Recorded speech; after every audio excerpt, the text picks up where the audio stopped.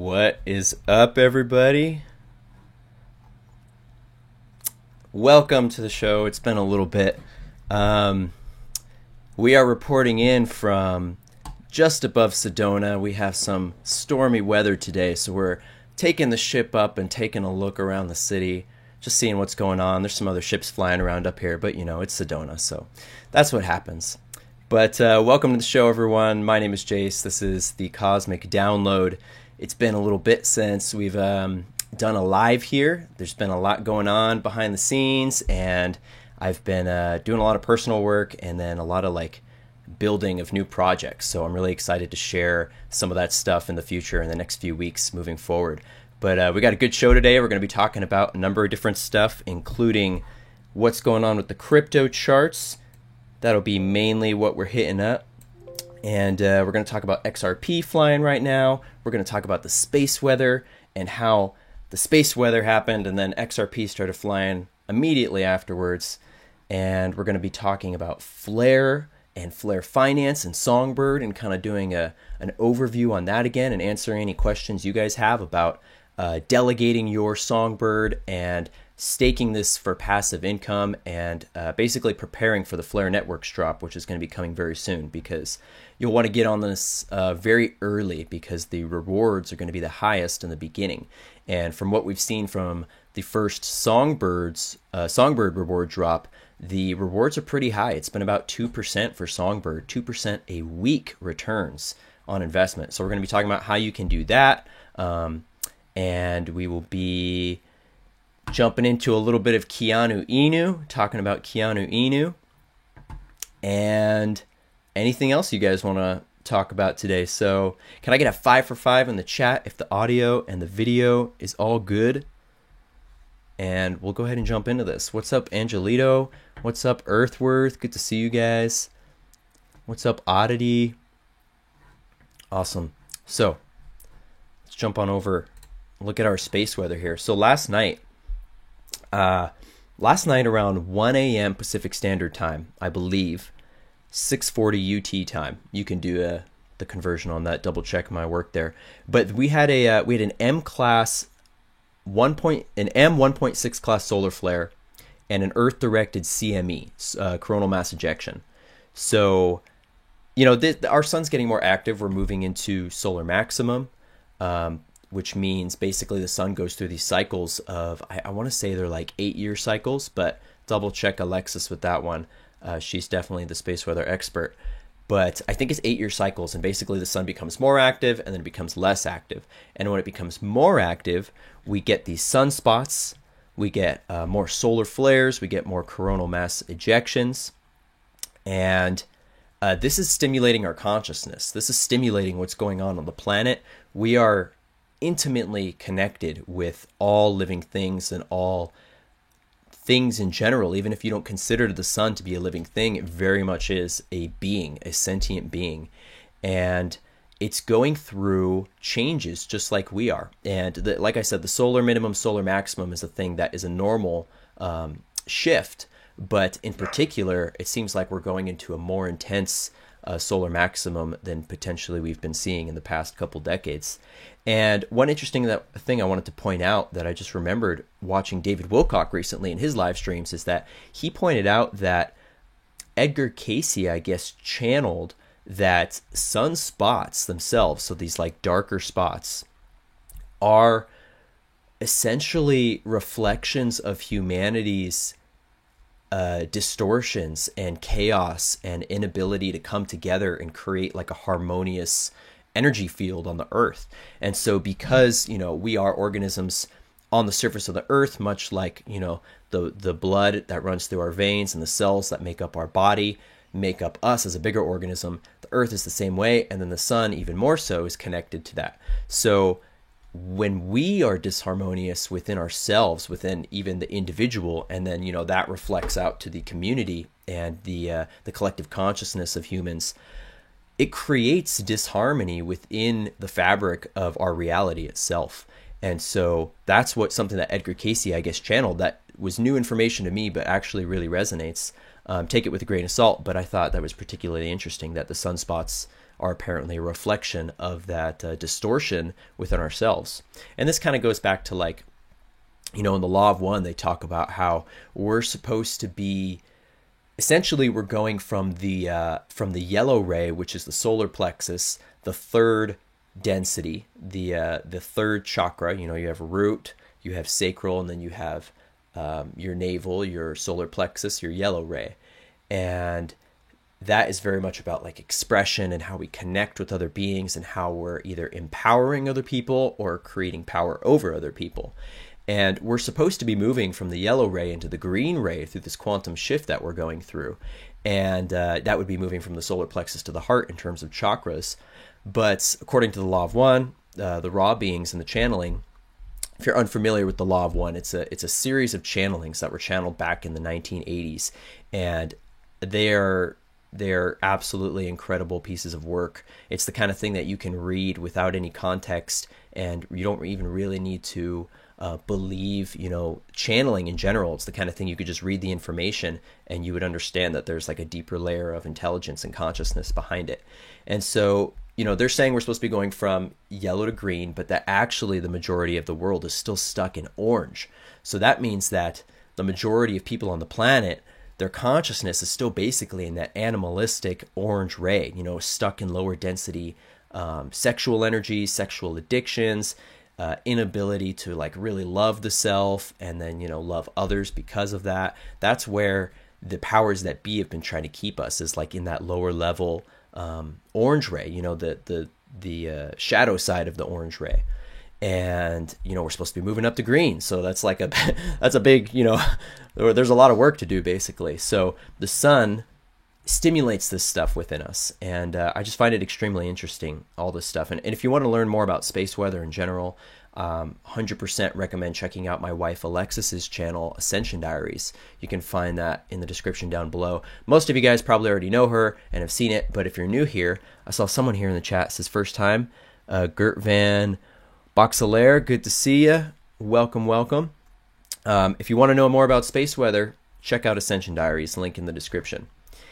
And so what was particularly interesting is this happened, and then immediately XRP started popping off, like almost to the minute, it seems like. So if you look at the charts here, this happened, the CME solar flare supposedly happened around 1 a.m. PST. And I believe that this chart is in Eastern Standard Time. I could be wrong, but when I was looking at BitTrue, it was showing 1 a.m. exactly, and this is showing 10. So if this is Eastern Time, 10 plus 3 hours would be 1 o'clock. And it's literally right there on the dot. Like, how crazy is that? The down to the hour, and then we get that big pump. So, why would this happen? Like, why is XRP, why is crypto connected to the sun? Like, is that a coincidence? Personally, I don't think coincidence exists, and that coincidence is kind of a conspiracy theory within itself to explain away the interconnectedness of reality. So, again, how could the sun stimulate a crypto spike? Well, one thing we've kind of talked about before that I've especially been bringing up in my personal one-on-one coaching sessions with people is, people want to know, like, what is the most essentially spiritual crypto is something I get asked a lot. Like, what has the best energy? And on the surface, people could get turned away from XRP if it wasn't something they were already divinely called to, if they're kind of just looking at it surface level, and they're looking at, the banking connections and things like that. But one of the things I really explain to people is, like, everybody I know who has been in XRP for like a year or more, and even more recently, everyone I know who has it was like divinely guided to it, spiritually guided to it, whether, from God or your higher self or, spirit in general. Like, there seems to be a spiritual energy that is guiding people towards investing in XRP. And there's, I think, deeper reasons for that, I might not get into today, but, it involves it involves why I think on a spiritual level we are doing this and taking back this technology. And maybe I'll get into that another time. But, this being what I see as a spiritual technology, it's almost like as close as you can get to God with within the financial money banking world. So what do I mean by that? Well, I think everything is God, right? So money is God too, right? So that must mean that there has to be a way to get as close to that God frequency as possible within the world of finances, since everything is God. And I see XRP as the most quantum, instant, spiritual, decentralized form of money for people. And that on top of people being spiritually guided to it, I think there's a reason for that. And so I tell people that like XRP is what I'm seeing as the most spiritual crypto. I've not seen any other cryptos out there that people have in mass been called to from like their heart space. And then on top of that, everyone who has XRP seems to have this amazing plan for what they're going to do for the world and what they're going to do with the money to like save the kids and heal the trauma in the world and make the world a better place. So to me, it's like it's got the whole package of, it's got kind of that God frequency within money itself. It's instant. There's almost no fees. Anyone can use it. No third party can tell you can't use it. Like that's true sovereignty within money, right? You don't have a bank. You don't have any other group telling you can't do this. When you have your money in your wallet, your crypto in your private wallet, you're the sovereign owner of that fund. Even if the United States goes and does what China does and like bans all of crypto, they can't actually like take your wallet from you. Like I guess they could try to come to your house and like steal your private keys, but it's so anonymous that it's a sovereign fund, and it's at that point you could just move to another country that does support it and you'll be good. So I think that the fact that it's connected to that kind of God frequency, XRP, within the financial space, it makes it even more in tune with reality as a whole. So when the sun is going through changes, when the sun is upgrading, and when the sun is stimulating us and upgrading us, it seems very logical to me that it would create something like this as an effect as well. So, XRP to the sun, right? I'm going to jump in the chat real quick here. Yeah, hit that like button, please, guys. Thank you, Earthworth, for saying that. Really helps my channel. I'm like super shadow banned, which I'm going to be making a new channel. That's one of the things I'm working on. I'm going to be creating a new channel, and I'm figuring out the specifics of that. But man, this channel is like, I've been doing this for almost 5 years on this channel. And, it's like every time I do a video, for instance, I'll see the views actually drop. Like I finish the live, it says I have a certain amount of views, and then like 2 hours later, it says I have half that amount of views. So that, comments getting deleted in real time, I'll see notifications come up for a comment. I can see the comment in the notification, and then there's no comment there. And people are like, oh, did you delete my comment? So YouTube is just like really on my case. I think they haven't taken out my channel yet, because it's almost like, they kind of want me to stay distracted in this space where it's not growing very much. But that's why I'm going to make a new one, and we're going to grow, and we're going to pump, and I'm going to be very careful about the words that I say that are trigger words, because that's something I'm traditionally not very good at. I kind of just blurt out whatever's on my mind. Angelito says, right when the Songbird delegation epoch ended, that solar activity occurred. Hey, that's a great point too. I didn't even think about that. It probably was around the time that epoch ended. If you guys have no idea what we're talking about, we're going to get into that a little later in the show. What's up, Jeff? Good to see you, man. What's up, Riley? Hey, Giselle. What's up, Wild Sense? Unscripted. All right, let's take a look at just the kind of generic crypto prices in general for a second. We have Bitcoin, almost 55,000, kind of teetering around there. I honestly think that this bull run, that Bitcoin's going to go to 100,000. Like, love or hate Bitcoin. I had a dream a couple months ago when it was at the complete bear market that it was going to be going to 100K. And I just see it happening again. I think that, even after China banning it, it's continuing to pump, which shows you as well, why China's doing this, because just to put it briefly, China owns the majority of the Bitcoin miners. So when you own the majority of the Bitcoin miners, you actually can have control over the network and the forks of the network. You essentially can take control of the network for yourself if you as an entity or a group control more than half the miners. And China owns like 75% or more of the miners. So when they do things like ban cryptocurrency or, you know, put certain regulations out there, one, it puts more stress on the network, which means that the miners can charge higher, which means that China's making a bunch of money off of it. So not only is China making a bunch of money off of the mining rates going up when they put these regulations and stuff in, but Bitcoin's still going up despite China banning it. So they're making a bunch, you know, they're making bank off that too. So they're making double bank by outlawing Bitcoin in China. So yeah, I still think it's going to go to 100K, which, you know, is going to be good for the rest of the market. I think that's going to be really, really bullish for the rest of the market, because we might actually see XRP, for instance, hit all-time highs above $4 before Bitcoin actually fully retracts. Like, I could very well see Bitcoin, you know, making a leg up to 60, 70, eventually 100K after maybe some consolidation and stuff, or maybe even a straight shot. And then I could see XRP, and, you know, the rest of the coins too, but we're focusing on XRP, really following and then taking advantage of that and hitting all-time highs, which it didn't do this last bull run. It didn't even make it above $2, and all-time highs like 380, give or take. So yeah, I think that's really bullish for XRP, because it, just on market price alone, and not even talking about the SEC lawsuit and all that stuff, we could see it hit those all-time highs, I think. And then as Bitcoin starts to come back down, that's when it'll really do its thing, just based off market, you know, speculation and fractals.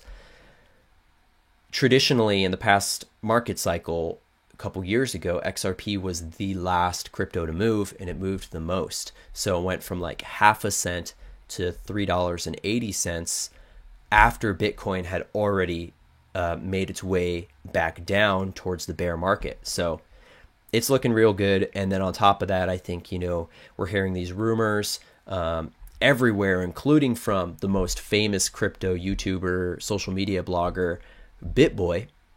If you don't know BitBoy, he's Bitcoin maxi basically, and used to really be against XRP, but now is super pro XRP.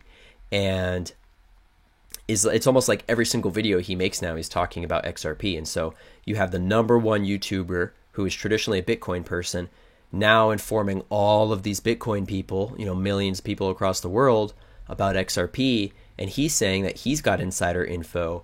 You know, who knows if that's actually true. I'm not like just going to believe him blindly, but he says he's got insider info that the SEC case is going to be either settled or completely dropped in like the next couple weeks.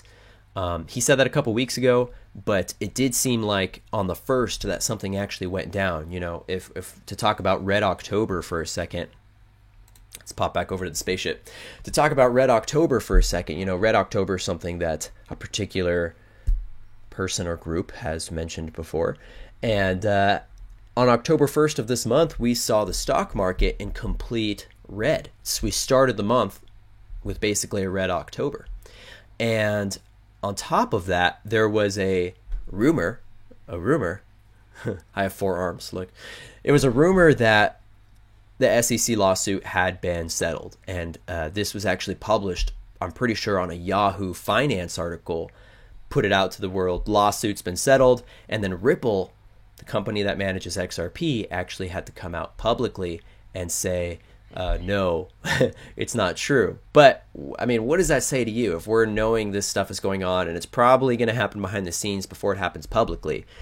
To me, and Alexis got this same exact vibe, that there was a reset on the 1st of the month this month, and stuff really did happen. And now it's like about, I don't know how long it's going to take to reach the surface level mainstream.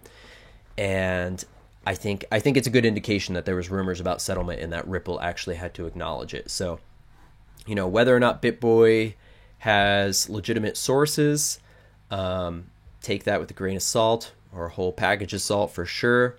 But, you know, could be disinformation to basically keep people distracted. But I am feeling that there's going to be pumps soon.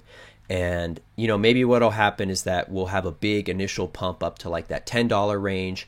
And then all the, people like the blockchain backer, he says he's going to be selling like 80% of his XRP at $10. So we could pump up to 10, see a big retraction from, certain people like that who believe in XRP but don't think it's going to go like, crazy moon. They're going to sell off at 10. Then we'll probably have another pump up to like the $20 range eventually in like a couple weeks after that. That would be like my super loose guess of how it would go down at this point in time. But, these timelines change every day too. Like, just to talk about it from like a timeline perspective, even people who are really good psychics and people who are able to like tap into the Akashic records or remote view these kind of things, they can be the best psychic, best Akashic record reader, best remote viewer in the world, and they can still be wrong. And that's because, the timeline isn't set. We're not living in an A to B timeline where everything is predestined. I believe that we have basically infinite timelines, and we are those infinite timelines are pre-written in a way. Like there is only X amount of timelines that could ever occur within infinity, or maybe there's infinite. But I think that it's all being it's infinitely changing in the moment. So every millisecond the timeline's changing, and maybe in this moment what I just said is going to happen, but maybe like in 5 minutes the timeline's totally different, and we're on a totally different trajectory. So Earthward says, give it a couple years, Stellar is going to be the new better ETH. Yeah, 100%. Stellar and Flare are definitely, like, combined, are going to kick ETH's butt. Man, I feel bad for the people that are, like, into crypto, but they're really just into ETH and Bitcoin, because it's they're going to get blindsided. They don't even know what's coming. I've been looking at how to mint NFTs on Stellar, too, because I think it is possible, but I haven't come across anyone who's like successfully done it or been able to explain how to do it. But I have a couple projects in mind that involve NFTs, and I think I'm going to be waiting until Flare Networks drops in order to mint those, because right now it's either like ETH, Binance Chain, or I don't even know what else you do right now. Like Polygon, I think, is maybe one people are using, but really it's just like Spirit's like, just wait for Flare. I got some crazy, like, third eye glitching on my head right now. Riley's not high enough for that spaceship. Do you want to be? I can help you out. Earthward says, Protocol 18 is set for early November. AMM going to be a game changer for liquidity on Stellar. Thank you so much for bringing that up, because that is something I have been meaning to talk about, and I have not yet spoken about publicly. So I'm going to pop on over. I'm just going to, let's just pull up Stellar's website real quick just to show you guys. So if you're not familiar with Stellar, Stellar is essentially XRP's sister blockchain in a way. It was created by a guy named Jeb McCaleb, co-founded by a guy named Jeb McCaleb, who was a co-founder of Ripple originally. And there's a lot of drama, a lot of speculation about what's really going on, if this was all a pre-scripted white hat operation, or if Jed McCaleb is not a good guy and he broke from the company, or vice versa, if Jed McCaleb is the white hat and Ripple are the black hats. There's a lot of different theories out there. Personally, I've been leaning more towards this is all the plan, and these guys behind the scenes actually are getting along, and the strife and drama between them is a surface level thing, is what my intuition's telling me. Hold on, I'm trying to find Stellar's website. Here we go. So again, they are like a sister blockchain. They're very, very similar to XRP in utility and in function.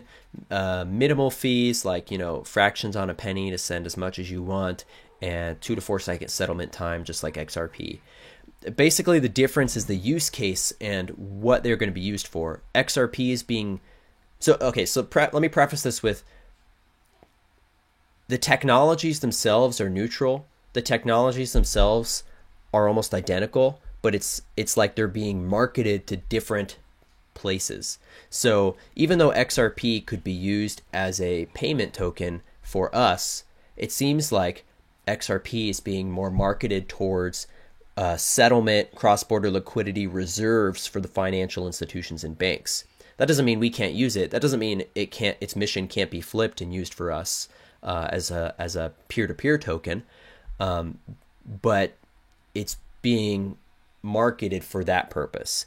And on the flip side, Stellar is kind of being more marketed as the peer-to-peer settlement token for retail and people like us. So a lot of people will say Stellar is the people's network compared to XRP. I would agree with that within a certain context. I don't think XRP is anti the people. I think XRP is just it's set up to be something different. It's going to be used for something different. And Stellar and XRP are not in competition. They're very much going to be used to amplify and build each other up. They're both a part of ISO 2022, so I think Stellar is a great choice if you get a good vibe about it. You know, not financial advice, but always follow your intuition. And so I want to bring up what Earthworth was talking about in the chat with Protocol 18. So this is going to be really, really big, and I don't even fully understand it yet. I don't think any of us really fully understand it, but essentially one of the main things that Protocol 18 is going to implement is something called AMMs, or automated market makers. So to explain it, I'm gonna talk about the Lobster app for a second, just to kind of explain what an automated market maker would look like when it's applied. And bear with me here, because this is going to be really big for like essentially bringing finances and sovereignty and finances back to the people and away from the banking elite class. So if you've used Lobster before, the Lobster wallet, Lobster runs off of the Stellar network. Everything on the Lobster app, every coin on the Lobster app is minted on the Stellar network, just like a lot of these coins are minted on the Ethereum network, these ERC20 coins. It's XLM's equivalent of that. So right now, if you go onto Lobster, there are a lot of new projects that are kind of, some are very high risk, some are not so high risk. Like, for instance, Stronghold is a token that is minted on the Stellar network. You can get Stronghold SHX on Lobster. By the way, Lobster is LOBSTR. You can find it in the App Store for free and make a wallet account with them and check it out. I would recommend it. So Stronghold is one that I would say is less risky, because Stronghold, as we've talked about before, is working with both Ripple and Stellar together on cross-border and liquidity payments and other related problems. And so Stronghold, I think, is going to be really big. They're also working with Flare.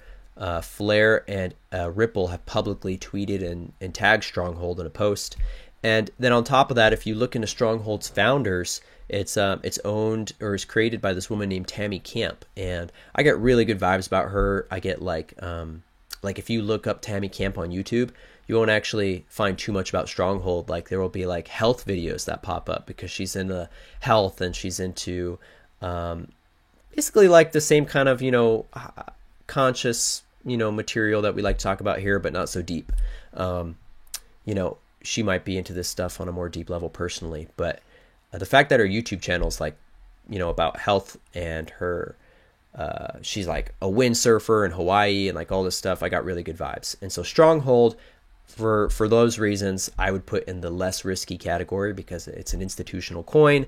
It's an official company. They're also working with IBM really intimately. IBM's one of their biggest customers. And so again, I'd put that in less risky. On the more risky side, there's a lot of these experimental projects on Stellar, and there's a lot of like kind of 17 related stuff on there. So if you follow Whiplash 347, love him or hate him, I'm still neutral about it. I used to be like meh about Whiplash, like just assumed it was a LARP. Now I'm watching a little more closely, because Whiplash has posted some stuff on Telegram that was stuff that I was researching, and I was like, huh, interesting. And now I'm giving it a little more credit, holding a little more space for, that. But one of the things that like Whiplash and others including myself, have been talking about is some of these coins that seem to be connected to like Mr. Pool and potentially this Ingersoll Lockwood group, and coins connected to,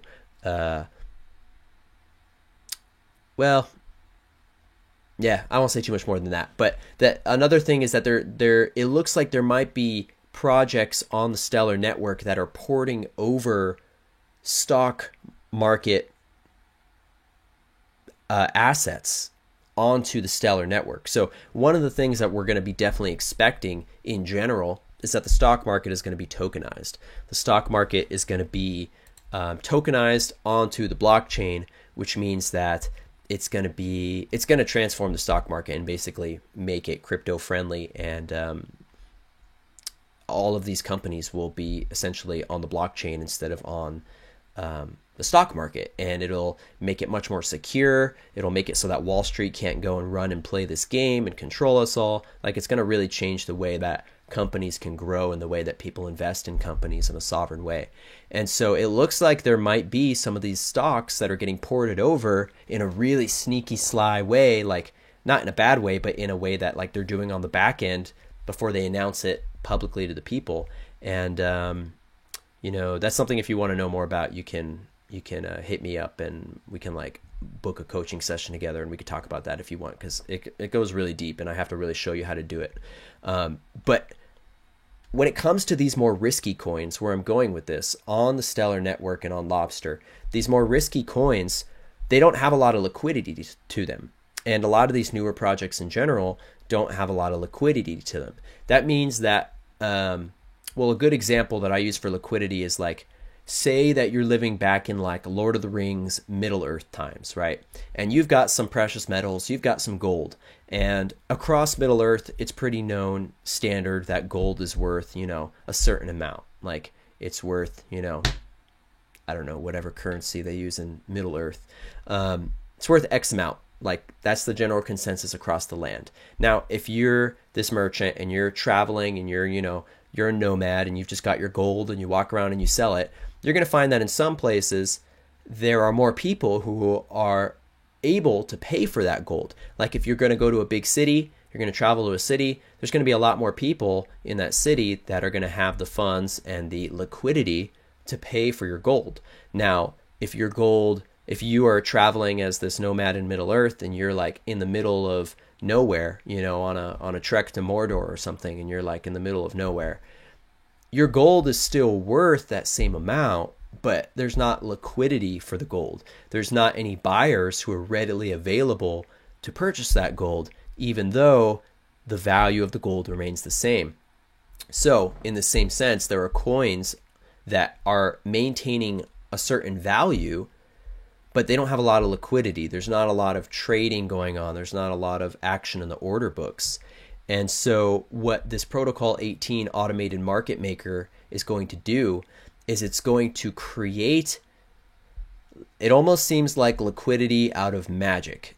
And the way they're doing it is with some kind of back channel algorithms that are essentially going to find liquidity corridors for coins and projects that don't have liquidity, but that do have a sustaining value. And so this is going to be fascinating because I don't even totally get it, to be honest, like where the value can come from. I think that there's going to be these automated market makers that are going to be supplying the the channels for these algorithms to pool the value. But it's a pretty complicated thing. But I think it's going to be way bigger than we and I even realize yet, and what they're going to be doing to it. If anyone has any questions about that in the chat, let me know, or like anything to add in, because I'm totally not the expert on Stellar and Protocol 18. Like I've been learning a lot more about Stellar over the past few weeks and months, especially using Lobster, but I'm not 100% pro. So if like Earthworth, if you know more about that with the Protocol 18 and the automated market makers, drop a comment. And I believe that's going to be beginning of November 3rd, I think, is when the automated market makers, or that's when Protocol 18 goes live. So that's when people can start developing their own AMMs. Riley says, is XLM connected to XRP? So it is not, as technically, like on a technical level, it is not connected to XRP. They're totally separate networks, totally separate blockchains. But the co-founder of XLM was one of the co-founders of Ripple, which works with XRP. So they have that connection on the back end. Pickman says, is there going to be a big crypto market crash before December, 10 days of darkness? I can't tell you. I don't know. I think it's good to be prepared for that kind of thing. Personally, the way that I'm preparing for an event like that is to just hold, to hodl, because you could try to play the market, for instance, in the event of a crazy crash. I do think there's probably going to be a black swan event for the traditional market that may or may not affect XRP, XLM, and these other ISO 2022 compliant coins. I think if we do have a regular market crash in the stock market, it's probably definitely going to affect Bitcoin. And then if Bitcoin, is doing its own crash because of whatever's going on in the world, regulations, outlaws, whatever, we could see definitely a pullback in XRP and these other cryptos we're invested in. But playing that market would be a little risky, in my opinion, because basically when XRP moons, it's going to happen like that. It's going to be so fast. And, I'm not saying that 100%, but that's really what it is looking to be. And it has to do with the way that the banks would buy in immediately. Essentially, if we get the SEC dropping the lawsuit at the same time as regulations getting cleared for XRP in the United States, at the same time as Ripple continuing to open liquidity corridors around the planet and create bigger deals around the planet for XRP, at the same time as potentially Bitcoin dropping for either natural market reasons or because something leaked about Bitcoin that is bad news, that would be the perfect storm. And even if just one or two of those things happen and not all four at once, I think we could see, if say just the regulation happens, the banks are going to buy in so fast. They're going to get the green light. They're going to buy in because they want as much of it as possible, which I think is part of the reason that we are so spiritually guided to buy XRP, because it's almost like taking the sovereignty of it back in a way before this event happens where the banks buy the majority of it. But it's like risky to play that because you could try to sell and buy back in cheaper if it does crash, but there's a chance that, even if XRP does go down to 20 cents or something, traditionally the exchanges tend to go down in those kind of cases. Like Coinbase, anytime there's like a big run, Coinbase tends to go offline. I've known Uphold to do the same in cases where the price was low and lots of people are trying to buy in, especially XRP, Uphold being really the only place you can get it, trying to buy in and basically not being able to because everyone is swamping the network. So it's one of those things that I would say follow your intuition. I'm preparing for any kind of hypothetical market crash just by like getting my emotional state ready and being at peace with whatever happens. And, I'm at peace to the point, I was telling my wife this the other day, I'm at peace to the point where even if crypto in general were to completely go away, like that's fine with me, because crypto, I'm not here for crypto. Like I didn't come to Earth for crypto. I came to Earth to do a lot of things, but mainly to like help liberate this planet and to create this new Earth for the people of Earth so that we can actually live in sovereignty and live in abundance and be the creators of our lives and interact with the other intelligent beings out there and create with them. And that's my main mission here. And so right now I see crypto as being one of the main, you could say, liquidity corridors for bringing that abundance in a way, but it's not the end all be all. And I know a lot of people, especially the ones that are waking up through XRP, kind of feel like XRP is the main focus and XRP is the end goal. And like that is, everything. And I think it's important to kind of, take a step back and go, look, even if crypto all went away, or even if whatever you're attached to in this world, whatever physically you're attached to materially, just do an exercise and be like, if that all went away, not just for me, but for everybody, because that makes it a little bit easier too. If it's like, it goes away for everyone, it's a little bit easier to digest. would you be okay? And what would you do with your life? That's a good thing to ask, because a lot of times the things that we do expect to happen don't happen. So I'm not trying to imply that's going to happen with crypto. I think that crypto is going to be one of these main funnels and portals through which the abundance will be given back to the people, and that sovereignty will be given back to the people. But if God, source, spirit, creator decides that it's going to be another way, and that we need to get rid of all of it and do something else, then that's what happens. And we just got to roll with that and know that, that's what's best for the people of Earth.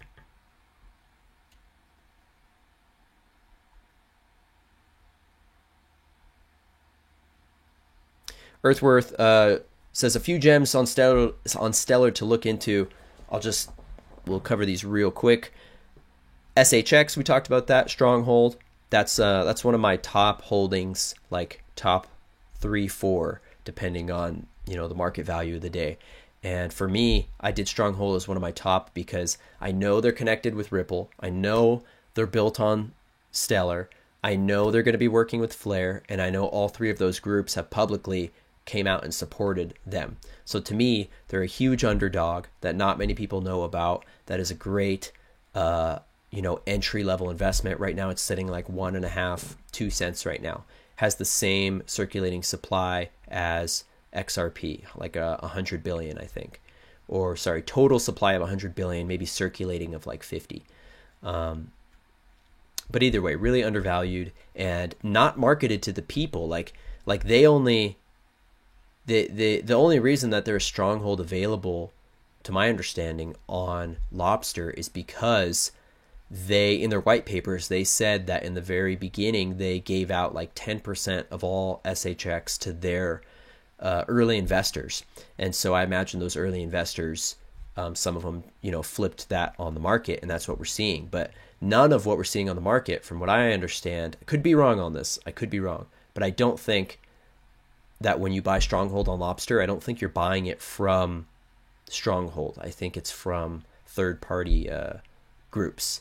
And the link is connected to stronghold.co, but that just means that that's who the crypto is affiliated with. But as far as who's actually putting up the coins on the market, I don't think it's coming from Stronghold. It's coming from like these few early investors who had access to the coins. So that tells you that they're all holding it. It's not like being marketed to the people as like a, shilling the coin, like buy this, buy this, buy this. It's like, oh, they realized that it was getting popular in like the crypto culture. And so they had to come out and like make a better white paper and like, do a couple more things for the crypto culture, because they realized that it was kind of becoming like a popular crypto. But I still think SHX Stronghold is a great entry level point right now. And LSP Lumen Swap is another one that's gonna probably be pretty big. I don't have the same confidence with these. I don't have the same confidence with Lumen Swap and Aqua, which are the other two Earthworth brought up. I do own both of those, but I don't have the same level of confidence that I do with Stronghold. Just because like Stronghold, like we said, has been supported by Ripple, XLM, Flare. But we'll see. Lumen Swap, Aqua, I think are good entry level investments right now too. I have a little bit of them. I just put like a little bit in, and they're both basically liquidity corridors on the Stellar network. So you can get those on Lobster, Aqua, LSP, and SHX. Mobi that Earthworth brought up, I'm actually not too familiar with Mobi, but I know it's like, I think it's another liquidity corridor, right? So, all right, that was a good Stellar rant we went on for a bit.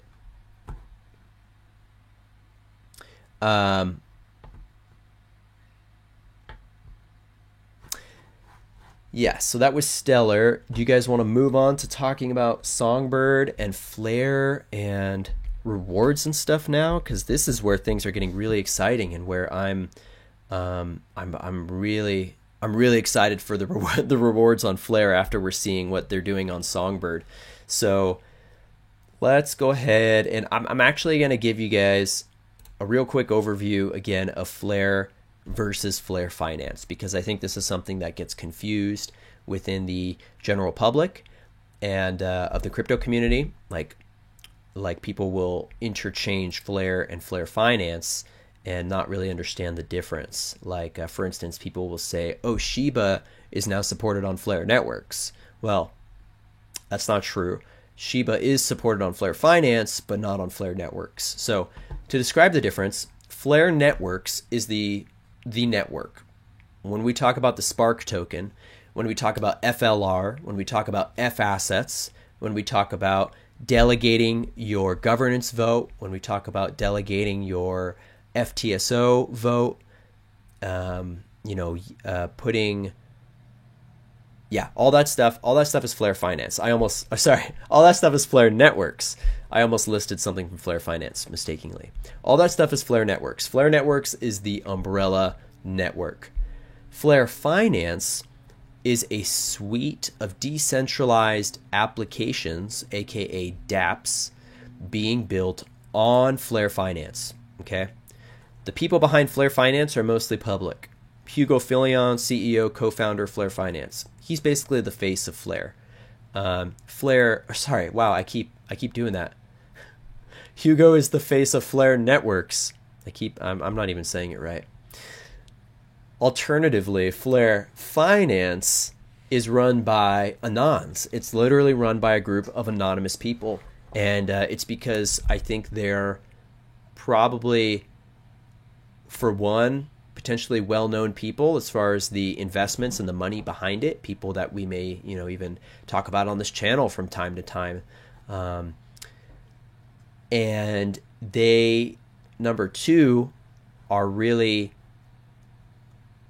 going to be challenging the traditional financial system. It seems like even more so than Flare. Like, Flare challenges the financial system by creating the DeFi network and everything, but Flare Finance takes it a step further with the yield farming and all the levels of passive income that you'll be able to do by staking your assets on Flare Finance. So for that reason, I heard them talk about this in the Telegram, basically, that they basically need to keep their identities anonymous because, especially if these were key celebrities or notable venture capitalist people that, are the type of people that are trying to bring about disclosure and things like that and advanced technologies, it'd be all over the media if these people were connected to this kind of thing. They'd be attacking it. So I think Flare Finance is a huge weapon against the cabal. I think it's a huge weapon for the people against the cabal specifically. And I think this is the reason why it's been delayed so much, because it's almost like the Durham report in a way, where it's this thing that we've been anticipating that is going to be huge, that's going to revolutionize society, and it keeps getting postponed, and it's like every month it's like, where is it, what's going on? Flare was supposed to come out last April, kept getting postponed, just like the Durham report. It's like we thought it was going to come out years ago, and now we're hearing about it coming out. And I think they've had to be tactical about the way that they've approached bringing this out. And I believe Songbird, the test network, is also a strategy that they're doing basically to defend against, malicious attackers who would be working for the cabal that are trying to take down these decentralized finance systems. So DeFi in general, if you're really brand new to Flare and DeFi stands for decentralized finance. Essentially what Flare is going to allow us to do is to become our own banks.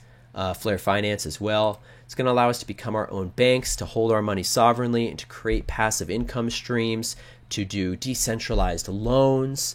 For instance, this is really exciting. I just really learned how the loan system is going to work because they introduced it with Songbird. So a lot of people have been like, how are you going to do decentralized loans? How does the system, how does it, check who is valid for a loan and if people are going to pay it back and all that stuff.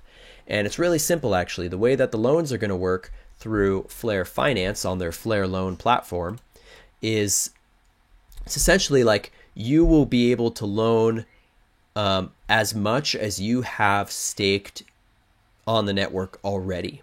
So say hypothetically you have $10,000 in whatever token, could be FXRP, could be Spark, hypothetically could be whatever. But say you have $10,000 staked in the right, yield farm on Flare Finance.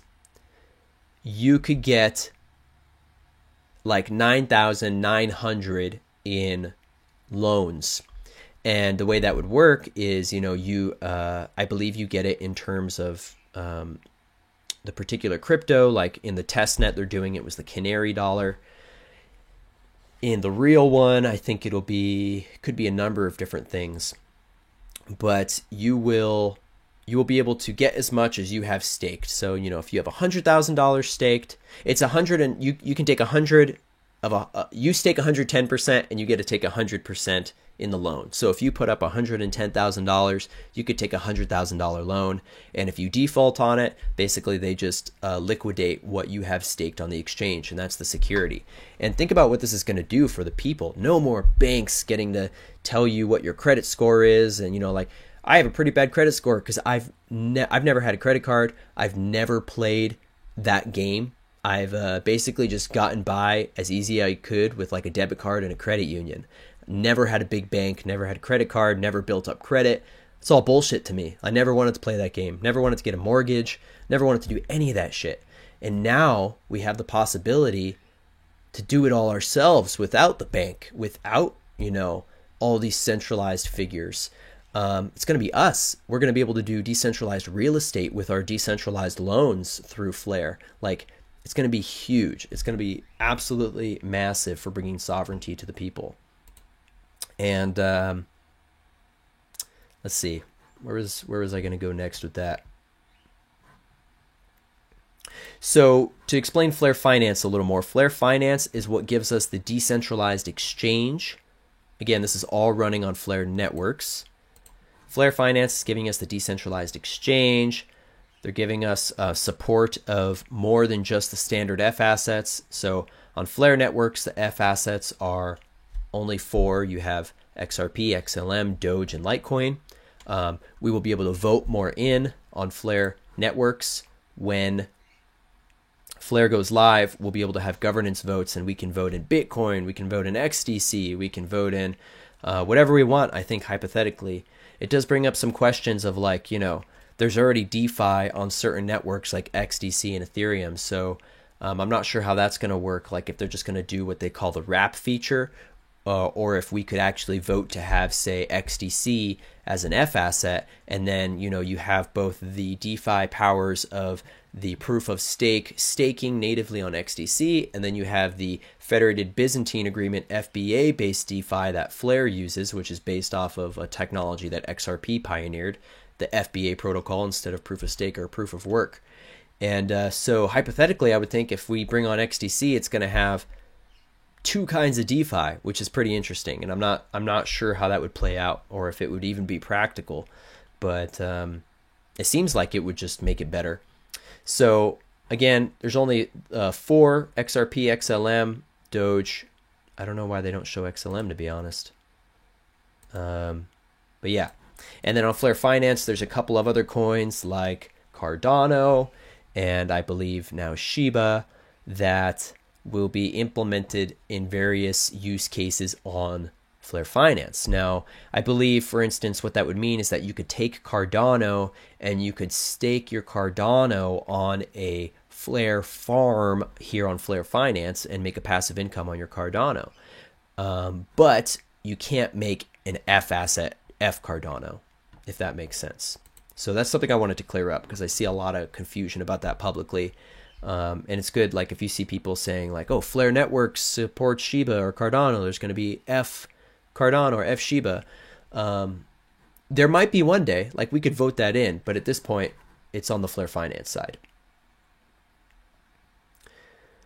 So I'm actually going to be putting together a course on this in the very near future. One of the things that I'm working on is building a full-on coaching business for cryptocurrency. And it's honestly going faster than I've even been able to keep up with on the website, which I'm so grateful for.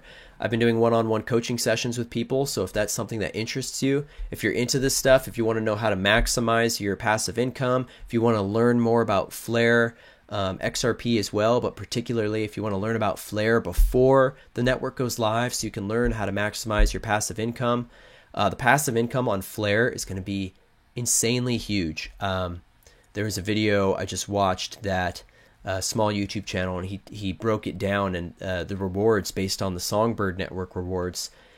It's like if you have like 1,000 Spark token Flare, you're going to be making like, it's like a couple hundred a week in returns. So, and I think that's just from the FTSO vote, not even all the other passive income streams. So it's going to be like ridiculous level gains in the beginning. And if that's something that you want to get on and learn more about, feel free to send me an email or contact me wherever you know how. Instagram works too. My email is down below in the description, cosmicorigins777@gmail.com. And I've been really booked, actually. I've been booked nearly every day doing sessions with people. And it's just been so humbling and so grateful to like see how much people are getting out of it, and what they're able to do once they understand how to use the crypto space. And I'm not coaching you on how to trade or like how to do that kind of thing. I'm not on the trading side of things. I'm teaching people the technical aspects of how to have a good solid foundation of the crypto space, like the basics. If you're still at the basics of setting up an exchange, getting you a sovereign wallet set up, getting your funds sent to your wallet securely so that you're not going to get hacked or anything like that. I help people mainly with that, but then lately I've been helping people with like Flare, learning about Flare, learning about XRP, and I'm going to be building this course. I'm going to be doing an intro class, first of all, just super basic intro class that is going to cover all the basics of the foundations of like what is the blockchain. First of all, what are exchanges? What are wallets? What's a hard wallet? What's a cold wallet? What are the different kinds of blockchain cryptos? What is proof of work versus proof of stake versus FBA? Which is the most advanced? Where's crypto going with this technology?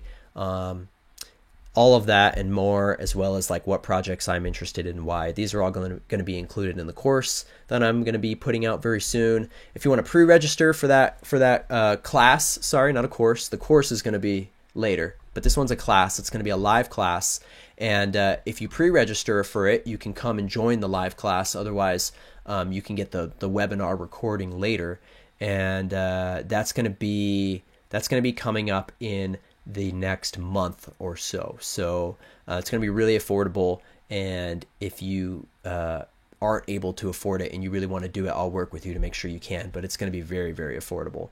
And if you want that, just send me a message, send me an email if you're interested in registering for that class.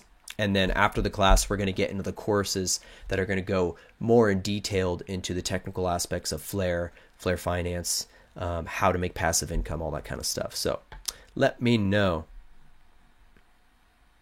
Rachel says she needs the class. Yeah, just send me an email in the description below.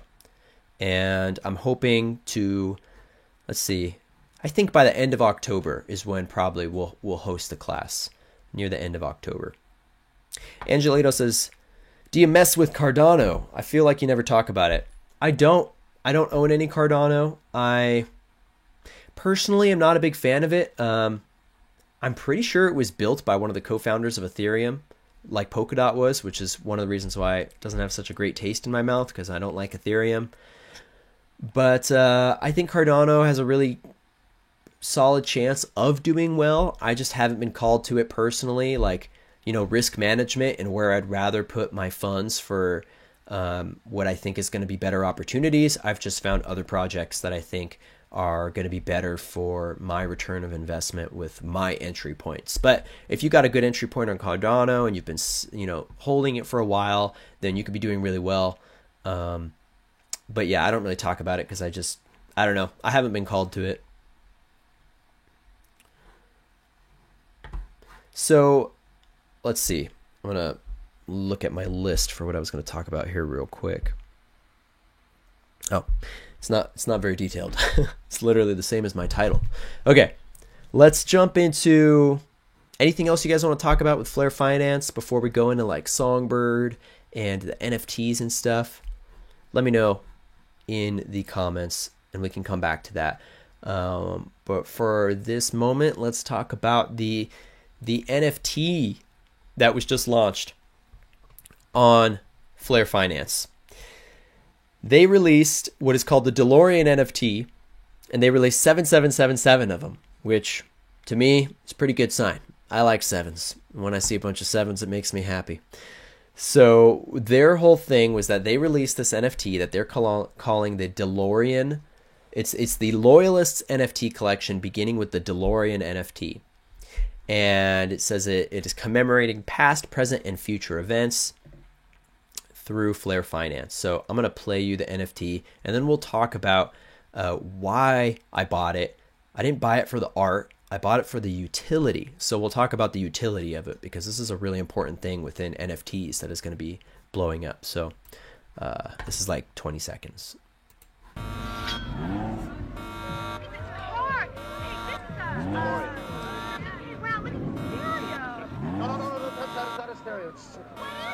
What it is.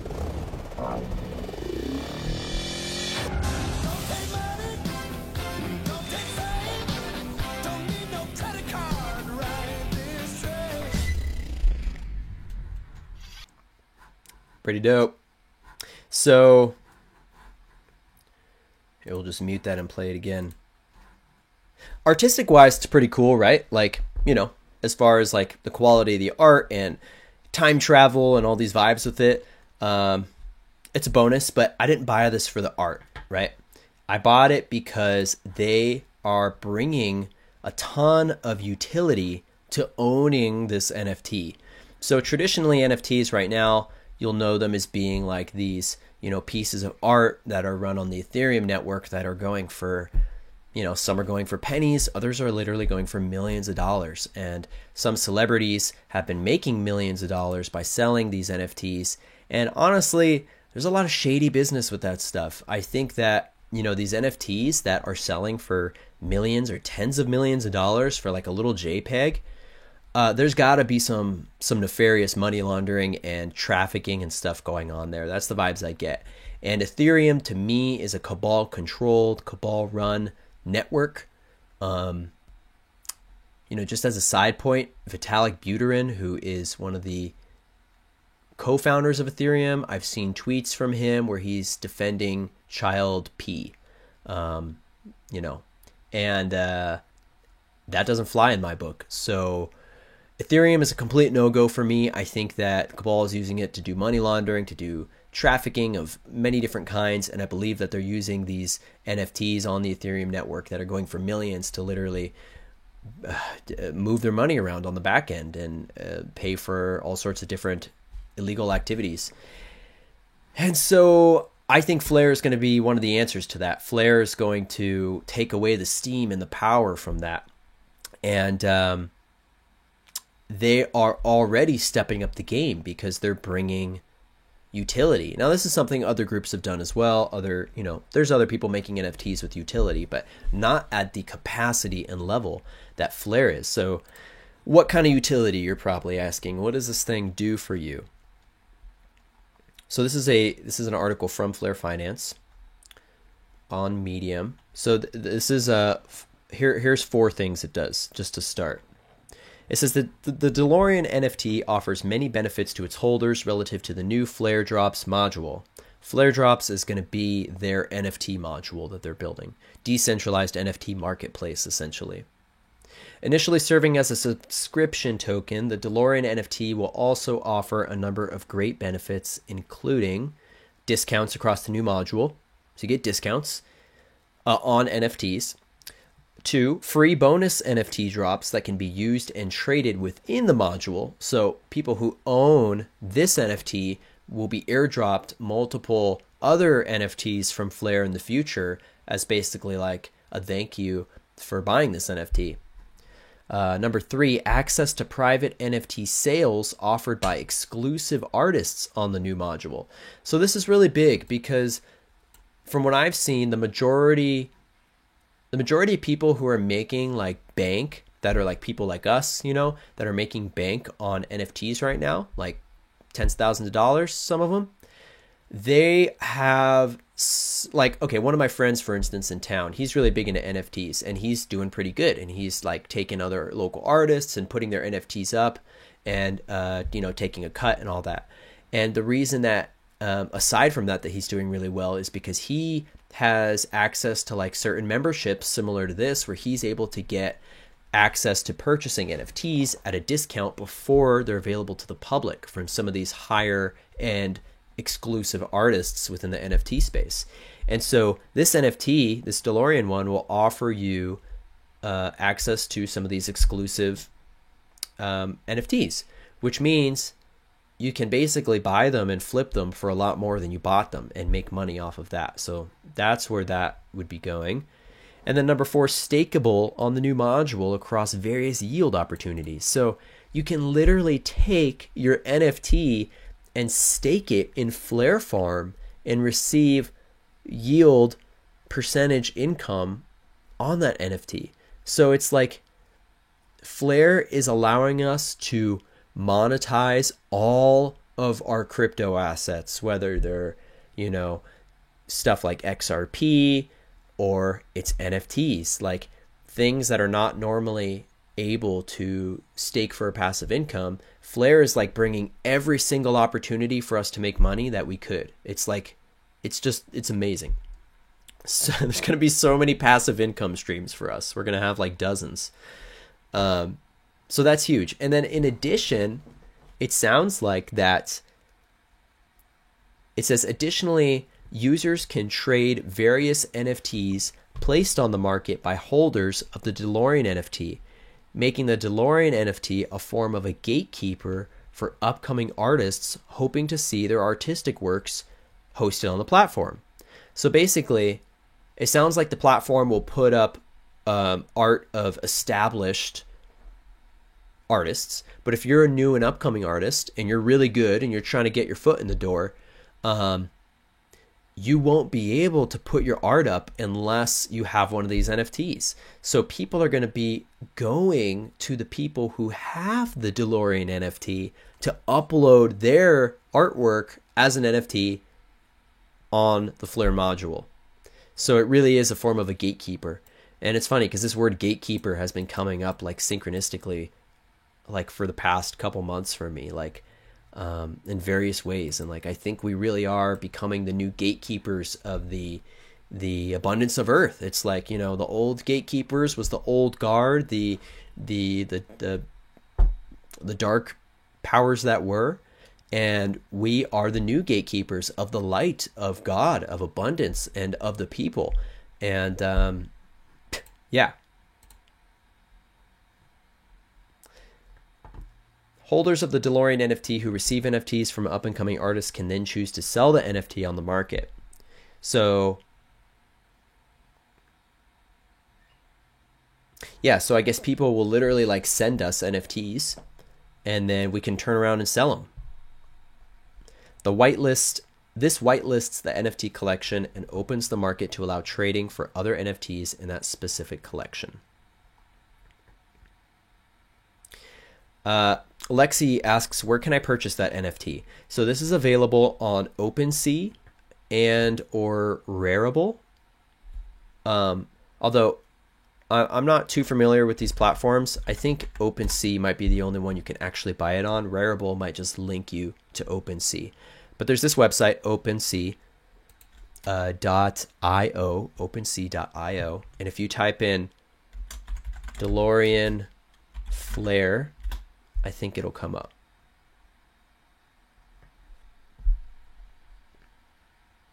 Oh, that is most definitely not it. Okay, let's try DeLorean NFT.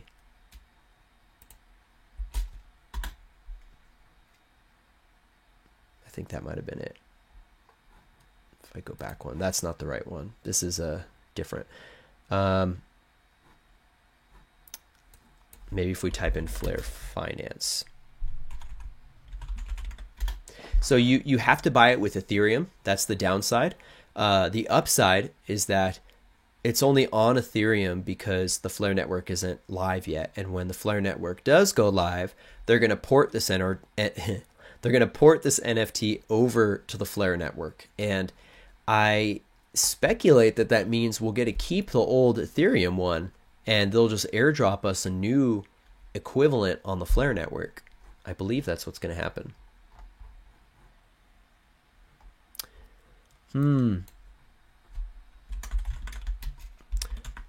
Yeah. Okay. That's not it either. They sure make this hard to find, huh? Let's see. I'll probably find a link to it here, and I'll try to put it in the chat. Here we go.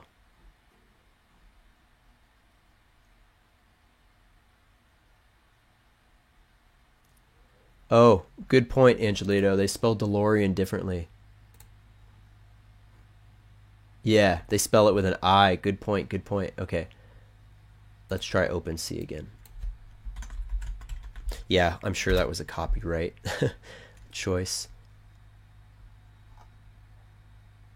Here we go. It's this one. So you'll know it's the right one because it says the Loyalists Collection. So if you just type in DeLorean, but you put an I instead of like an E, and then scroll down, and you want the one that looks like this, and it says the Loyalists Collection. Make sure you get the right one, because if you get the wrong one, you're not going to get the benefits. Right now, the cheapest one's 0.33. I think that's probably still a pretty good price. I mean, it is like literally $1,000.